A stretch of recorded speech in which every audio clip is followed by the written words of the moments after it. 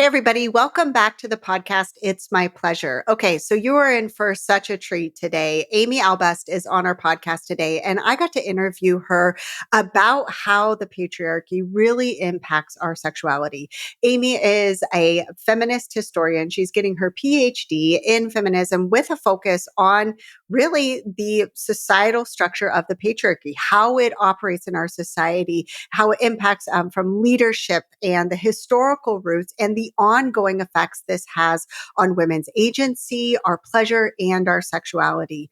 What I absolutely love about McPhie is she comes into this conversation with historical facts, not going into just our opinions or something that we're not really loving or we're not liking. I think so many people misunderstand when we're referring to patriarchy, what it really means. And McPhie breaks it down so beautifully so that you can have an understanding that this isn't, putting men on blast. This feminist movement isn't some man-hating thing, but really this is just simply how our society has been set up and how we can start breaking down, meaning really breaking it down to understand it, but also breaking down some of the ways that it's created barriers for so many of us to explore our sexuality, to feel okay and safe in our bodies, and just the way that so many of women's rights and the way the patriarchy has impacted those rights has kept us from feeling good in our bodies, from beauty standards to feeling obligatory in our relationship to really feeling that agency to reclaim it for our own pleasure. You are going to absolutely love this episode. And I think it's going to give everybody a more clear understanding and really helping reveal some of the gender dynamics that we don't think about when we talk about sexuality. And it's so important for us to understand when we're paying attention to how we are wired, where these beliefs come from, and the ways in which it's really held us back from being a full turned on version of ourselves. So without further ado, here is the interview. Okay. Welcome, McPhie. I am so excited about this conversation. Thanks for coming on the podcast today. Thanks for having me. I'm super excited about this. Me too. So McPhie and I, we met at this summit called Alt Summit.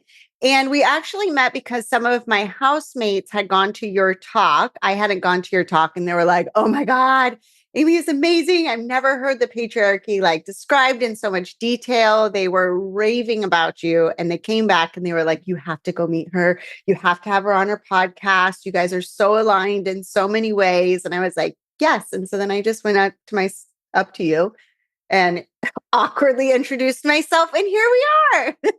Not awkward at all. And thank you for the compliment. That's so nice. It was so great to meet you at all. I'm so happy we made the connection. Yeah, it was a fun summit. I've never seen so many colorful outfits. Side note, it was so fun because all the conferences I go to are usually I'm the only one that's a little colorful and everybody else is not. And it was so fun, the style there alone. So yeah, it was.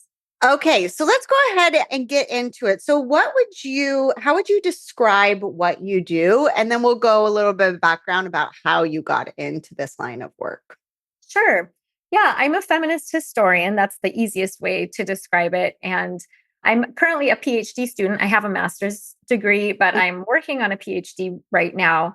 But the work that I do in kind of history is understanding patriarchy. So my project, it's an educational project that takes the form of a podcast and a YouTube channel, is called Breaking Down Patriarchy. And I mean that in both senses of the word, like breaking it down like you would with a complex math problem where you need to let's simplify this so we understand all of the components that go into this. That's the first and the primary meaning. And approaching it from a scholarly academic lens where it's let's just find out how this happened. How did we get to where we are today? And then the second meaning of it, breaking down, is I do believe in dismantling it because I believe it's an unjust system, but I believe in dismantling it or breaking it down really in a smart way and also with compassion for everybody involved, knowing that humans constructed this. Most people have good intentions and don't mean to do harm. So I'm not an anti-man. This is not an anti-man project. This is very much a pro-human project that really values and loves boys and men too. Yeah, so I love that. And I love that you put that part in there because I think so many people, when they hear like smash the patriarchy, break down the patriarchy, it does feel very anti-man. And I've had to have a lot of those conversations with my husband. Like, look, I'm not having this conversation because I'm going in trying to blame you or say this is you. Like, this is just a complex system that we live in, and you have benefited from it, whether you knew it or not, over the years. And this is just kind of what it looks like. But it has taken a lot of conversation because I think most men, when they hear the patriarchy and when they hear, especially women wanting to dismantle it, they're like, oh, you're just anti-men. It's angry feminists against this men movement. Mm-hmm. And some people can be that way. Like, that's not unfounded, right? Like, you do get, I mean, I remember a few years ago, a French feminist wrote a book called I Hate Men.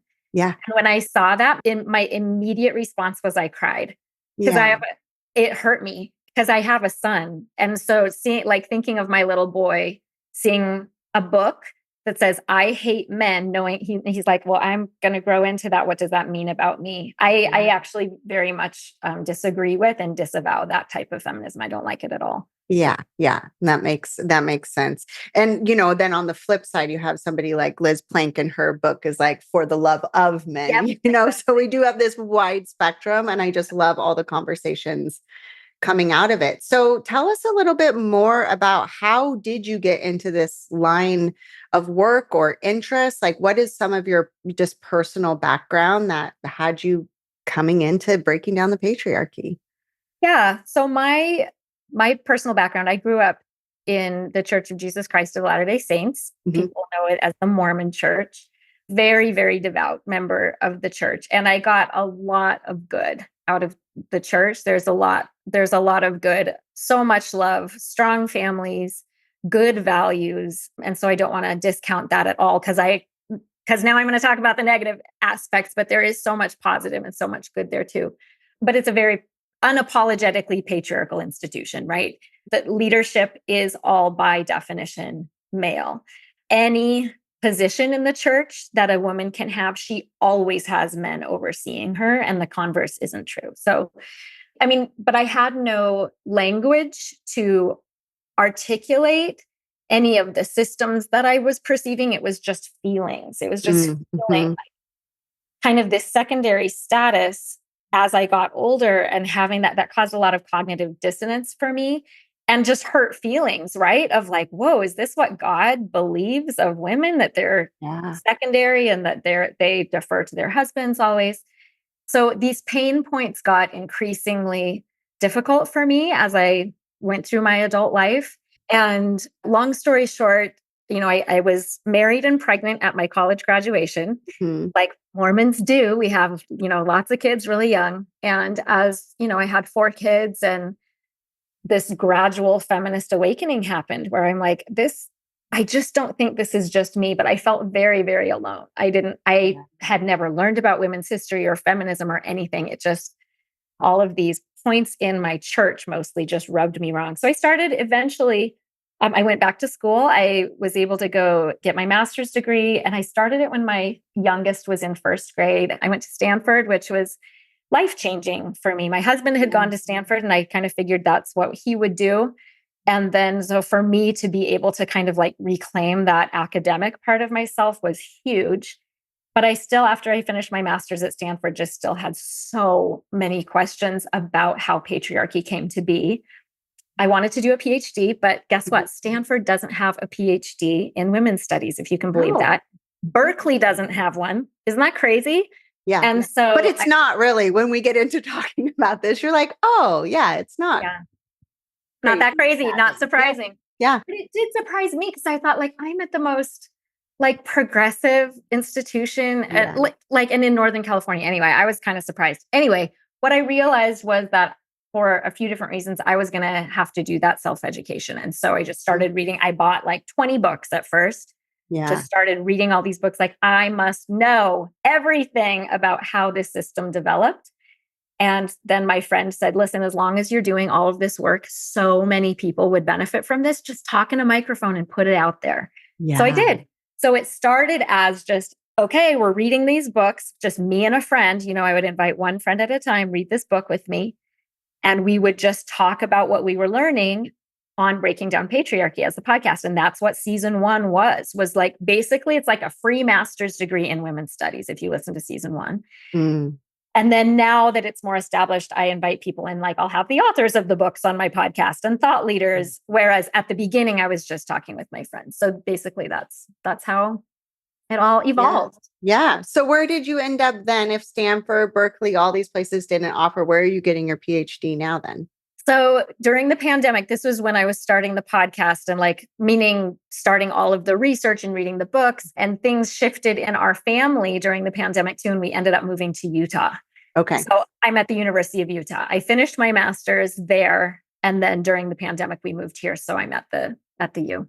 Oh, got it. Got it. I love it. Okay. So let's start and just dive in. I know there's so many points of history that we can really kind of come back to when it comes to how the patriarchy especially has impacted women being able to feel safe being sexual, being able to embrace their pleasure, being able to really step into kind of this turned on woman that they are without fear of retribution. And I wouldn't even say that's completely eliminated. But when you think about everything that you've learned, and I know this is a very large question, but where do you think that first seed was planted that really started to have women moving away from, these feminist goddesses that we see and revered in their sexuality and their femininity? Like, where did you see really that start to change and shift?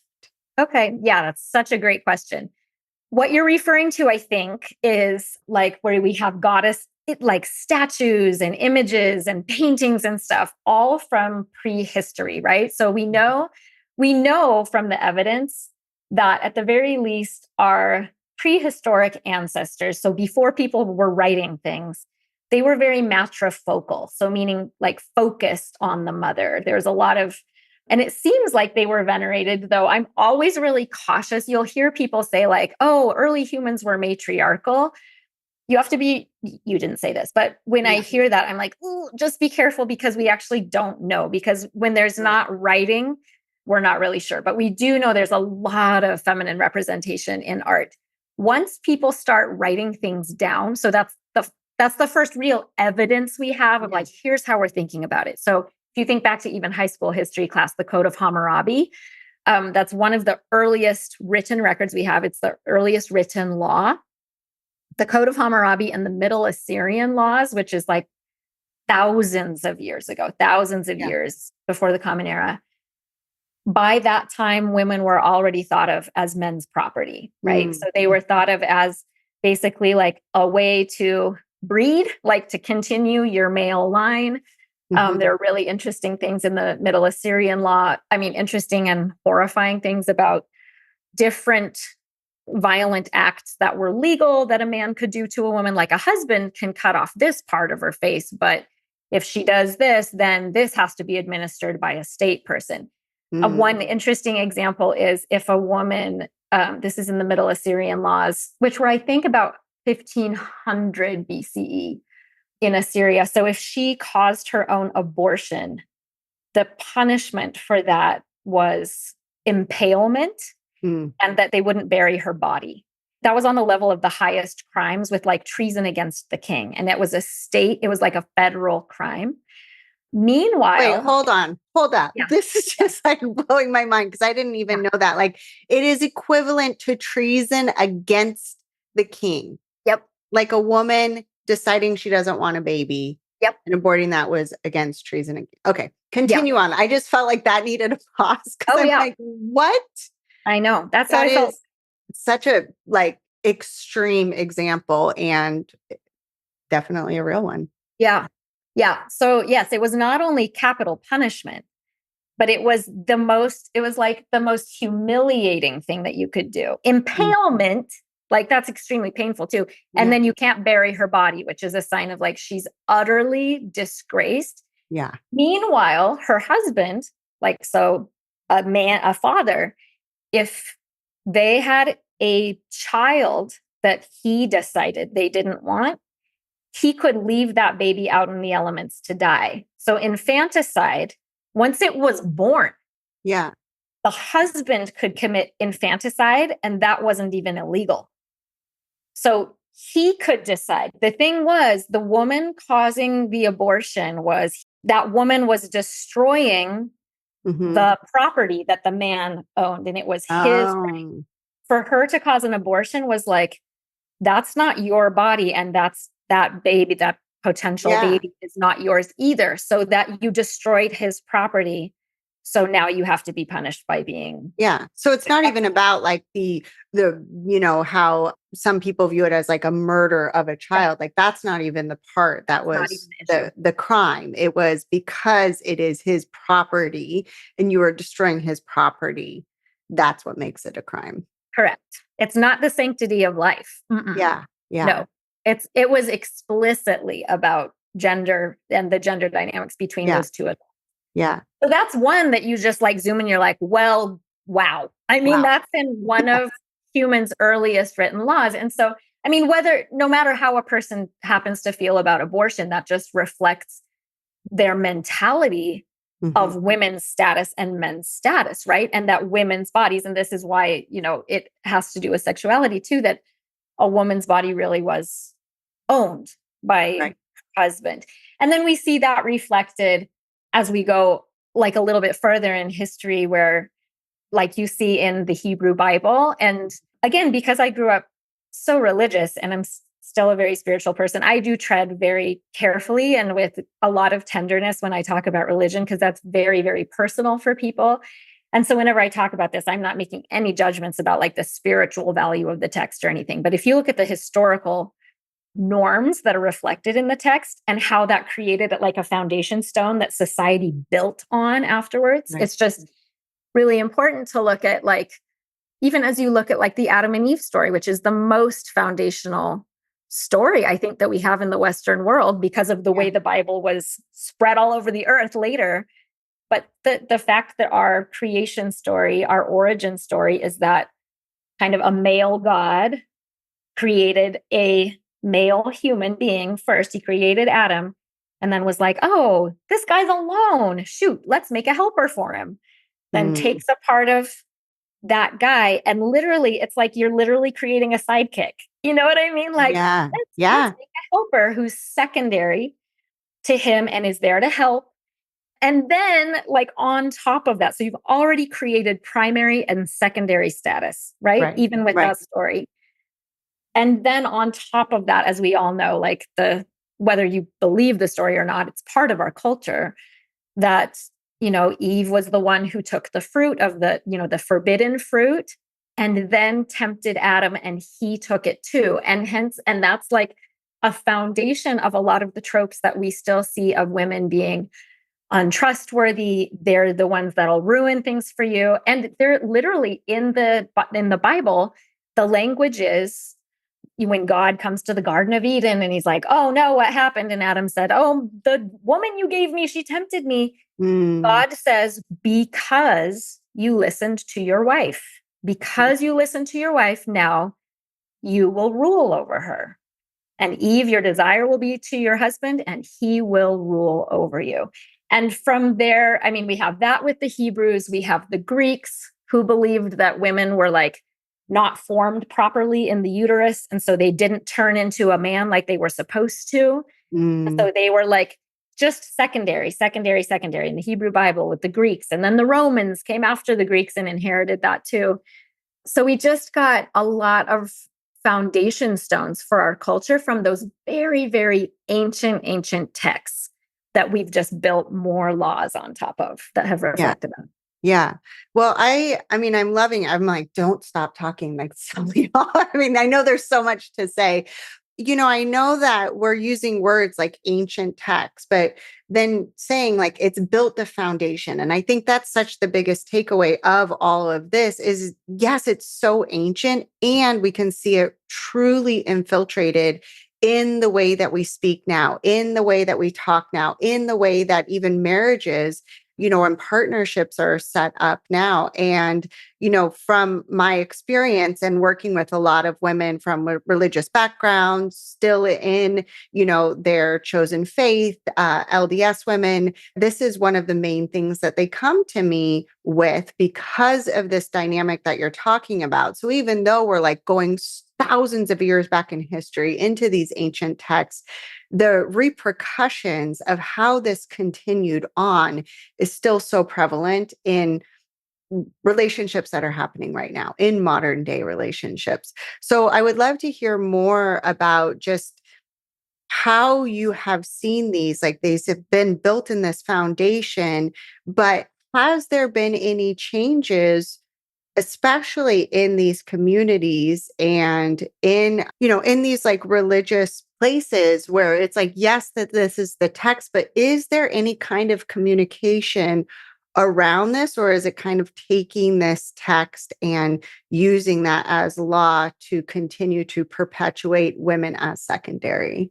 Mm-hmm.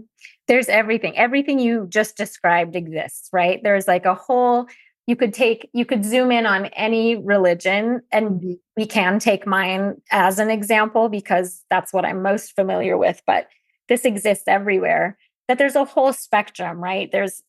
I mean, any family you grow up in that you happen to be born into, right? You might be born into a family that is extremely traditional, extremely literal about scriptural text, right? That they believe that Adam and Eve were literal people and that those words were spoken and that you Yeah. live by them and that that's what God expects you to do. So, how could you even question it? On one side of the spectrum, you have that. I would say the family I grew up in was toward that end of the spectrum, but I Mhm. would say also that most LDS families are kind of that's the space they inhabit. Mhm. But I also know other families. I was talking with a friend just the other night where they didn't think of the scriptures at all as literal. They just thought of them as like wisdom texts and like, Mhm. oh, well, what can we learn from that? And also kind of just had more of a scholarly understanding of like those texts were written in the year this, which is thousands of years after when they were supposed to have happened. Like there's no way that actually happened. And also, they just had more of a sense of like, well, I'm a sovereign being. I can apply critical thinking Mhm. to any text I read, including a religious text. And God wants us to use our minds, and God wants us to move things forward, and God relies on us to make the world more just. And so, in other words, very progressive thinking. Yeah. And there's lots of Mormon feminists who write and will just have no problem disavowing any of the patriarchal crap that's happened over the Yeah. history. So a whole huge spectrum, but it's hard to move from the family and the community that you were raised in, Yeah. even to make any move on the spectrum. It's hard, right? Yeah. Because that can be socially, emotionally, spiritually so uncomfortable Yeah. to, So isolating in so many ways. yes, Yeah. totally, Yeah. totally. So it's hard. Yeah. So, it's interesting as you're bringing this up. Like I just had like a flashback of my freshman literature. So freshman literature, you start with, we actually read, stories of origin, Adam and Eve being one of them, but another, text that stands out in my mind, Romeo and Juliet and Mhm. the Scarlet Letter, Yeah. right? And when you think of like even just these three together, the Scarlet Letter, Romeo and Juliet, which in some ways, romantic, all of those sort of Mhm. things. But when we really break it down, like how many patriarchal messages are in there too. And then the stories of origin, it's so fascinating for me to think about as a 14-year-old girl reading these texts in school and understanding like the neurological and psychological implications where any kind of discussion that we actually had in our classroom wasn't ever about the patriarchy, Mhm. wasn't ever even about how women were depicted in these stories. So I would love for you, I don't know exactly where my question is here, but just, reflecting that back, especially in the literature that we read, ancient or not, why this aspect of it, there's so many other things that we would peel apart and themes and all these things that we would talk about. but it was never actually about the patriarchy. Yes. That's literally why I do the work I do. Because as I was reading these books in my 40s, and it was like suddenly, if you've seen the movie The Matrix, Mm-hmm. where Yeah. you suddenly can see the computer code that makes up the world that you lived in. That's how I felt reading all of these texts. I was like, oh, now I see what everything's made of. And it's made of men. Not that men are bad, but that's just Yeah. what got set up for us. So I would love to respond to your comment about the text that you read in high school, because that's exactly right. There's so many patriarchal themes in those books. And I would say, like, when you think of it, who were they written by? They were written by William Shakespeare and Nathaniel Hawthorne, and then a bunch of Hebrew priests wrote the Hebrew Bible, right? Yeah. And so, or even if you believe in the literal text, then you believe it was literally written by Moses. Either way, it's all men, all the way up, all the way down. And here's the thing: one little other historical dot on the timeline that's really important is that because the Western world has influenced, so much of what we experience in the world, including in other areas.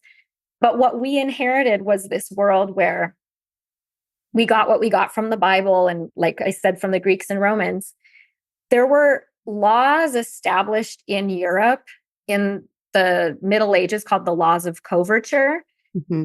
that then became the basis of the laws that were established in America when America was colonized, and then when they're writing the Declaration of Independence and the Constitution and deciding how America would be run.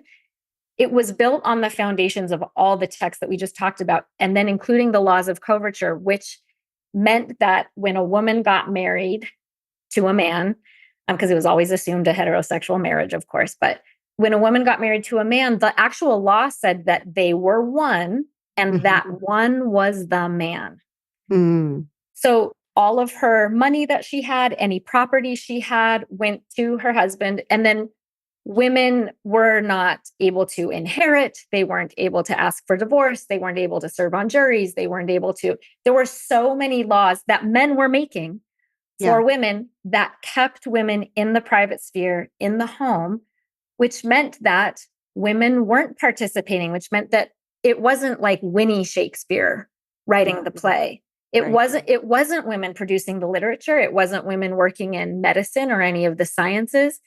And that's what produced the world where, even if you're not religious, if you go to the Smithsonian Museum in Washington and look at the Hall of the Presidents with all of the portraits on the wall and just let it sink in, like when I did my talk, I showed a graphic up on the screen that, like, I don't know if it was AI generated or if it may not have been, because I think it was just photoshopped the male presidents' faces, but with like feminine hair, just feminized. Mm-hmm. And it's funny, like, to see, Bill Clinton as a woman. It's funny at first, and then you're like gutted, like, oh, because we don't even notice. Yeah. We don't even notice. We see all those men that have determined what our laws are and the rules that govern our lives. We don't even notice because that's all we've ever known. That's all we've absorbed. And like you said, now finally I'm getting back to your point. Yeah. That's all we've ever known. That's all we've ever absorbed. And no one has pointed out to us how lopsided it is. Right. That the matrix we live in has been created by men, and we don't even see it. So, so it's in the laws, but it's also in our habits. It's in our own heads. It's in our own expectations. That's why it gets into our relationships, including our sexual relationships. Our relationship with our own body is often through male lenses, because that's the world that got created for us. That is the world. Yeah, absolutely. And I mean, we can pause there and go so many different directions, but I mean, even thinking of just that text, like the Scarlet Letter as a freshman in high school, being a girl, wanting the attention or being desirable to men, but also then all of the slut shaming that is going on at that age, and how much of it relates back to that, how much of it relates back to the stories that we heard, the literature that we're reading, where it is, like you said, so lopsided. I don't remember once ever hearing anything about any point. And I had like 1,600 plus kids in our school about being a slut. Mm. And then here they are, like with girls, it could be one rumor spread and she has the scarlet A for the next 4 years. Yeah, so true. So let's go. I want to go a little bit more in modern times, but still a bit of history into like the 50s era. So as we're getting into the baby boomers and when they were started having children and just when you really started seeing, this domestic culture showing up in magazines and how women are talked about. And I would love to hear a little bit more about this particular era and how that also has shaped so much of the way that we relate to our bodies and especially our permission for any kind of pleasure during that time. That's a really interesting question. One book that I would recommend that I read about this is called The Beauty Myth by Naomi Wolf. I don't know if listeners have read this book, but Yeah. yeah, it's really, really interesting talking about how in the 50s, one of the changes that happened, because women had worked like in the work, participated. Yeah. You think of Rosie the Riveter and, World War II. But League then, of Our Own. yeah, totally. I mean, even in sports, there was a huge part of it. Like my Grammy, she was a manager at like a place that helped with parts for that was getting sent off to the war. I don't know if it was for their trucks or their weapons or something like that. And then all of a sudden the men came back and we don't need you anymore. Yes. Oh my gosh, that happened to your own grandma. That's Yeah. crazy. Yeah. Wow. Yeah. Well, that's true. That's what happened. The men came back, women were booted and also put back into the home to have babies to replenish, the population and get the economy going after the war. And so women were kind of really literally put in their place, right? Put back in the Yeah. kitchen. So then you have a whole like advertisement industry growing off of like how can we keep women in the home and Betty Friedan writes about this too in The Feminine Mystique. She interviewed people in the early 60s, interviewed ad execs who were saying like we need to prey. It's just awful. Like they knew they were doing this, prey on women's insecurities, right? Make them feel like the laundry will never be clean enough, the dishes will never be clean enough, and like, ooh, your neighbors, the wives next door are making better meals for their kids than you are, and so that they could sell them stuff, so that they could sell them dishwashers and food and laundry detergent. And so there's this huge industry. And then part and parcel with that came also the beauty industry, making women feel like insecure about their looks, that I'm not thin enough, that, my face isn't right the way it is. So I need all of these cosmetics. Yeah. And that's something that I think everyone can relate to as continuing on to this day. And I'll just speak for myself personally. I have a super fraught relationship with that because on one hand, I'm like, oh yeah, I want to look beautiful. And also, using makeup or being in good shape or like, the way I want to express myself with my clothing, there's like a super healthy part of all of that. It can be empowering. It can be art. It ties you to your culture and the people you love, but then you can feel it tip Right. towards like, I'm being sold stuff. Like people are making money off of me.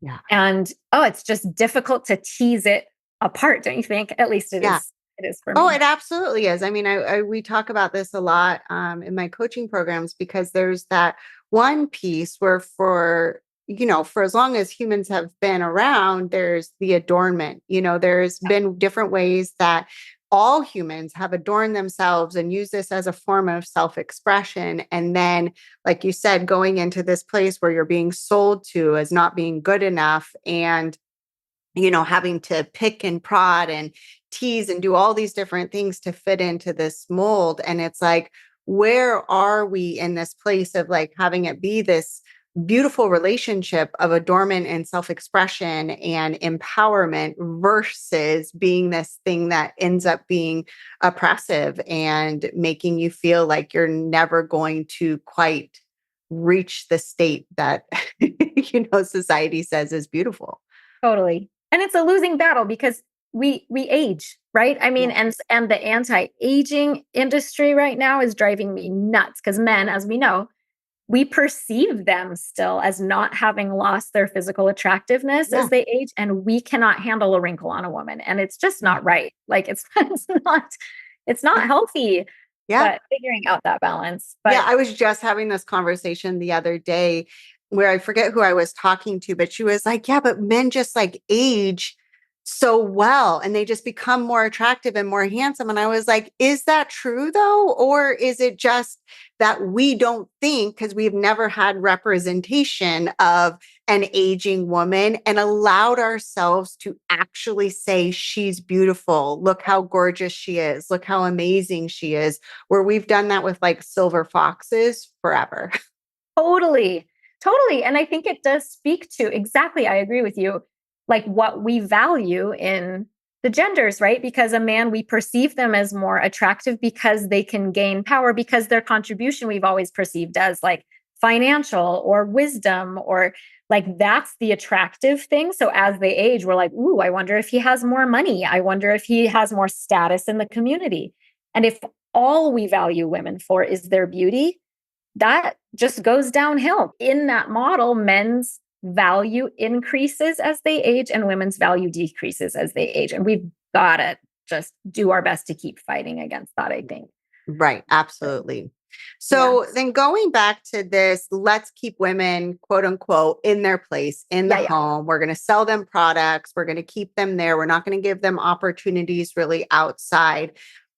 When I think of it in my realm of work, I love to really focus on the fact that, you know, our sexuality and the way that it has been perceived, you can see this in the 50s and in the 60s and carrying it on really is like our weapon, right? Mhm. Or our way of manipulating men to be able to keep our security. So, you know, and that comes up a lot. And it's still, I think, passed down because our sexuality has been so closely tied with our security. So I would love for you to talk a little bit more about how that domestication and, you know, a woman being secure in her marriage relates to just that relationship what we have with our sexuality.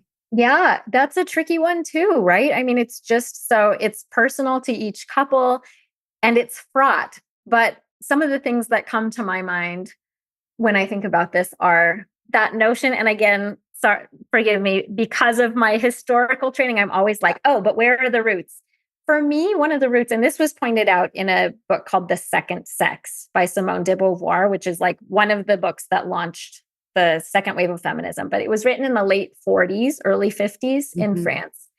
And that phrase, the second sex, obviously refers to like Adam and Eve. She was created second, and she was created again, like as a helpmeet to be, you know, kind of for Adam's use. And so Yeah. there's that ownership component and that secondary component. And I think the way that that plays out, even still, and like as Beauvoir pointed out in the 50s, and then people were reading it in the 60s, is that notion of like a woman is there still like for the husband's service. Mhm. And that meant sexually too. Like that men were perceived as the sexual beings and women were like, people will even still say like, I want to be sexually available for my husband. And so in my kind of like from my point of view, and you're the expert here on this topic, Danielle, but it just seems to me that if a woman feels that it's like, well, it's not really, that would lead to a woman not feeling like it was her sexuality. It Yeah. was that the sexual relationship belonged to the husband and she was there almost as an object to be used to keep him happy, to Yeah. keep him placated, maybe to make him feel empowered to go out and earn money for the family, but also he'll love me if I do this thing. And so that does keep her safe. It keeps her supported in the home. So it does become like a weapon or a tool to use. It Yeah. doesn't, and it can separate her. And again, you're the one who knows all about this, but like that can separate her from her own Yeah. sexual self or her own sexual journey. Or what does she want? Is she even having orgasms? Well, that doesn't even matter if the only reason she's having sex is so that her husband will keep her around and not trade her for a younger upgrade when she gets her first gray hair. You know what I mean? Right. Right. So I would love to hear those, some of the actual, like, because I know that you've talked before about this, these historical markers that we've had, in modern times, in the 50s, to hear from being able to open a business to like credit cards, like all the financial, because I think that really does illustrate, especially for our listeners, when I say security, like what does that actually mean? Like when we talk about a woman, needing to be married really in so many ways to be able to be a high functioning, like successful person, quote unquote, out in the world, like why couldn't she just go out on her own? Like, Yeah. why was this so like limited to her where she really did have to look at her relationship to the men in her life in order to be okay, like Yes. literally safe and secure. Yes. Okay. So some of the structures, the prohibitive structures that existed at the time were prior to, I think it was 1965. I mean, women were barred from certain professions, and it was not illegal for a company to put out an ad for a job and say women need not apply. No, like basically, we will not hire women for this job. So that wasn't even illegal. So women were kept out. There were still Ivy League schools. I think Dartmouth didn't admit women until 1972, something like that. A lot of So the crazy. It's crazy, right? Yeah. So many of the top level Ivy League schools, it wasn't until the 60s and 70s that women were allowed. So again, immediately just blocker of women being able to access the level of financial success that men had access to. So that was one, like in terms of the working world. And then yes, women couldn't get credit without a cosigner until 1974. So yes, these are the explicit legal barriers where there Yeah. was just a wall there that a Right. woman couldn't get past. And so, but then in addition to that, I think a fallacy that happens sometimes is that like then okay, well so after 1965 it wasn't illegal anymore to do that. And so like okay, well so women have all the opportunities they wanted and now women can go to any college. And we act like once we change the law that then that changes everybody's Brain. brain. Yeah. Exactly. And we still are feeling the effects of that. Do you know Yeah. what I mean? We're Yeah. still you can't, it's like the momentum of thousands of years of societal practice does not get changed even in a few decades. It takes a while for generations to die off, honestly, and then for the ideologies to be changed. People don't like change. A lot of people don't like change. And so the environment doesn't change. So a woman, yes, technically maybe there's no law that prevents her from Yeah. getting hired, but if the board is all men and they're all older men, which they tend to be, and they're older white men, they're not going to hire the woman. Or if they do, she'll join the company and it's such a toxic environment for women and she gets harassed, or you know what I mean? She's Right. not going to stay.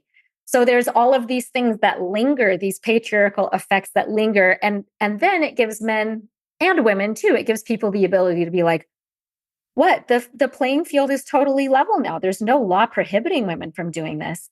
Yeah. When actually it's in the Then the culture, water. it's in the water. Yeah. Exactly. Yeah. Exactly. Yeah. So that Yeah. for And I sure. think it's so important for us to like acknowledge it's like just because, like you said, there's laws that are not prohibitive doesn't mean that the impact, especially how we think, how we view, how we talk about, how we look at women as being even equal leaders, or if we look at like the lineage, or we talk about networking.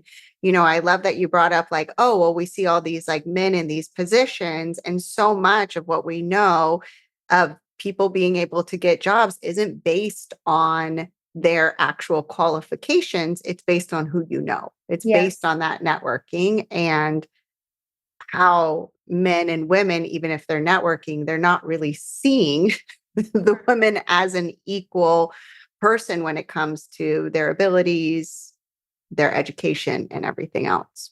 Right. I'll Yeah. throw in one more thing too, and that is that it's in women's heads too. It's Yeah. really hard. I mean, representation matters. It really does. We really have a hard time envisioning things that we haven't seen before. And so there's a famous study that there was the same exact resume. So they took some person's resume. On one, they put let's just say John Doe, right, as the name. And on one, they put Jane Doe. And that was the only difference. And in this study, gave the resume to a bunch of people, men and women, and asked them to rate the competence. Would you hire this person based on the resume? One group got John's and one group got Jane's. Yeah. And then the ratings of how qualified they thought they were was everybody rated John Doe's as a better candidate. So women, what I'm saying is women inherit this internalized sexism and the internalized patriarchy as well.